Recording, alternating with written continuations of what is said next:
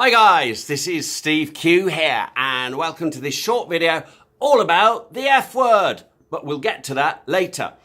Isn't it interesting how perception and our self-image are inextricably intertwined?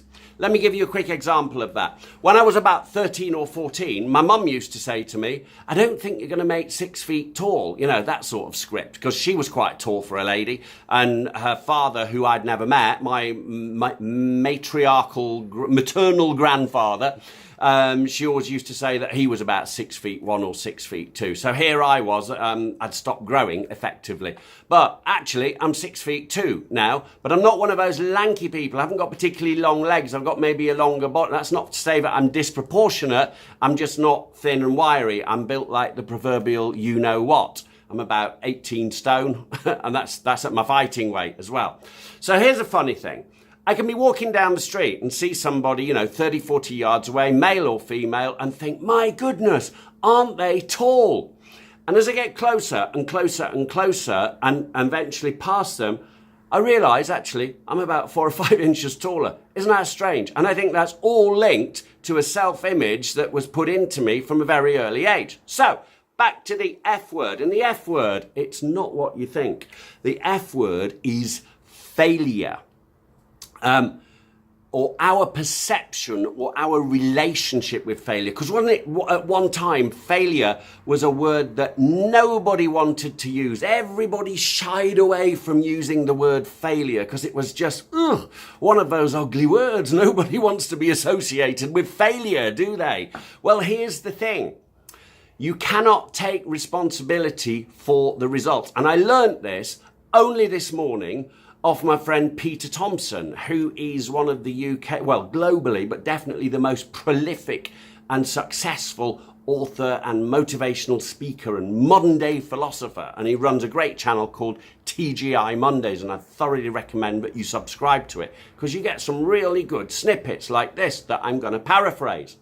And Peter was saying that you can't take responsibility or beat yourself up about failure because there are too many variables. Let me give you an example of that. For example, if we're in the home-based business industry and I say to you, have you got any people joining this week? And you say, yeah, I've got 3 definites signing up tomorrow. And I say, are they definitely signing up tomorrow? And you go, yeah, absolutely, 150%.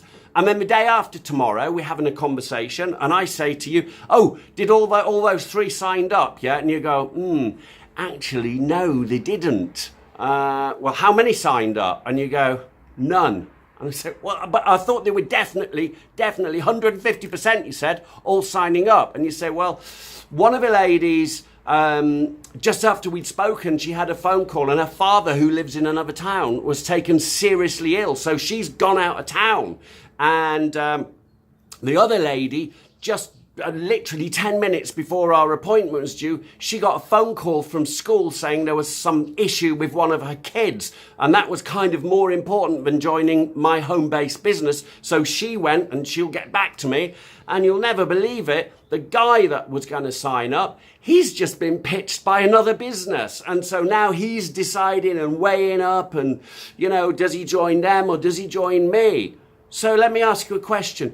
Did you have any control over those circumstances, those external, variable, outer directional circumstances? No, you didn't. You couldn't. The Queen couldn't have had any control over those things, really.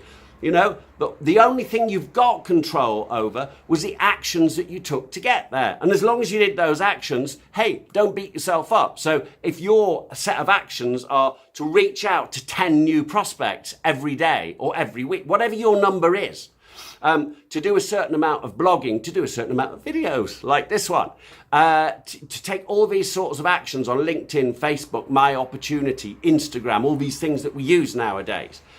If you've done all that, then don't beat yourself up over the result, because there are too many variable things over which you've got no control. As long as you did that, you can be proud of yourself. If you did it with energy, enthusiasm, integrity, and sincerity, then hey, just keep doing it. Just keep going. Just keep adjusting it as you need to do. But don't beat yourself up over the result. Just keep on doing the consistent daily actions that you need to do. In fact, he told us that Sarah Blakely, who definitely the ladies will remember, was the woman behind a phenomenally successful Spanx underwear business a few years ago.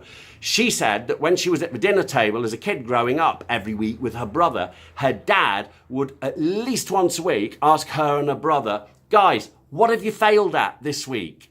And the only time she said that he was a little bit disappointed is if they said nothing.